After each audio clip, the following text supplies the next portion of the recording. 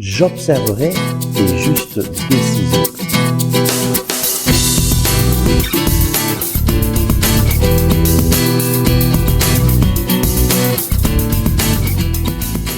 Le Christ est ressuscité. Chers amis, bonjour. Nous prions aujourd'hui avec le psaume 119 au verset 106. Je l'ai juré, je tiendrai mon serment, j'observerai tes justes décisions. Parfois, nous avons l'impression que Dieu est injuste, qu'il arrive des choses dans ce monde qui ne sont pas justes et que Dieu est responsable de cela. Et très souvent, les personnes humaines accusent Dieu pour les malheurs qui se passent, pour les personnes qui sont malades, pour les gens innocents qui ont des gros problèmes.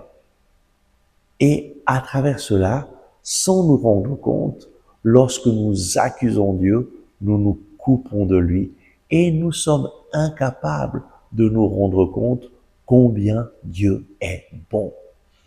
Le psalmiste dit « J'observerai tes justes décisions ». Les décisions de Dieu sont toujours justes. Lui voit l'ensemble du tableau.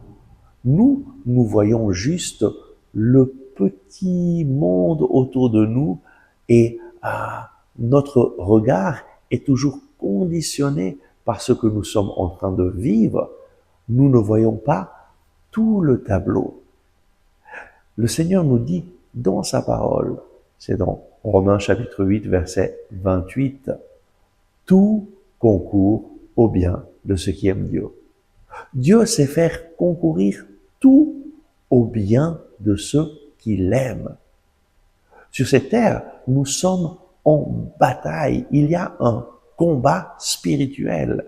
Et ce combat spirituel est mené par les hordes des démons, mais aussi par les anges, par Dieu, qui sont nos alliés. Et c'est clair, nous pouvons faire l'expérience du mal et nous voyons le mal dans ce monde. Mais la révélation nous fait comprendre que le mal est entré dans le monde par l'envie du diable qui, en voyant le chef-d'œuvre que Dieu a fait en créant l'homme à son image, à sa ressemblance, le diable s'est rebellé contre Dieu et a commencé à faire la guerre contre le chef-d'œuvre de Dieu qui est toi et moi. Nous sommes le chef-d'œuvre de Dieu. Dieu nous a créés à son image, à sa ressemblance. Il a un projet merveilleux pour chaque personne qui vient dans ce monde. Et son désir, c'est que nous soyons pour toujours avec lui, dans la paix, dans la joie, dans la communion. Mais le diable, l'ennemi, vient pour détruire, voler, tuer. Voilà pourquoi nous avons besoin de ce critère de discernement. Dieu ne vient pas pour détruire, voler, tuer, c'est le diable. Et c'est Jésus qui nous donne ce critère de discernement dans l'évangile selon saint Jean, au chapitre 10, verset 10. Le voleur est venu pour voler, tuer, détruire. Moi, dit Jésus, je suis venu pour donner la vie et la vie en abondance.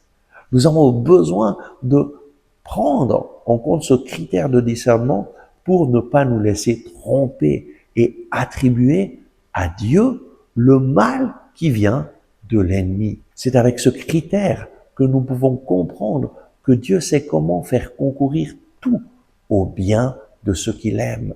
Il sait comment utiliser même les malheurs, les difficultés pour notre propre bien. Et je me rappelle de beaucoup de personnes qui témoignaient « Merci Seigneur pour le cancer que j'ai eu. Grâce à ce cancer, j'ai rencontré le Seigneur. Ma vie a changé. Je suis venu dans la communauté et c'est là que j'ai appris à connaître Jésus. J'ai appris à prier avec la Bible. Ma vie a changé complètement. » Oh oui, mon frère, ma sœur, aujourd'hui, lève tes yeux vers le Seigneur. Ne l'accuse pas d'être injuste. Dieu est juste et sa justice est miséricorde.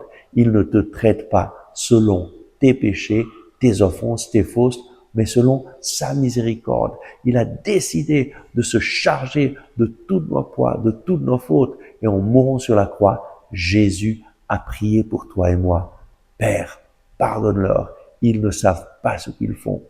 Merci Seigneur pour le don de pouvoir venir à toi avec confiance, recevoir ton pardon, recevoir ta miséricorde, lever les yeux vers toi et comprendre que tout concourt au bien de ceux qui aiment Dieu. Seigneur Jésus, je reconnais que tu es le juste qui est mort pour les injustes. Et les injustes, c'est nous, les pécheurs. Mais nous reconnaissons, je reconnais mon péché, je reconnais mon besoin de toi, je viens à toi avec confiance, je remets ma vie entre tes mains, Seigneur Jésus. Seigneur Jésus, prends pitié de moi, pécheur.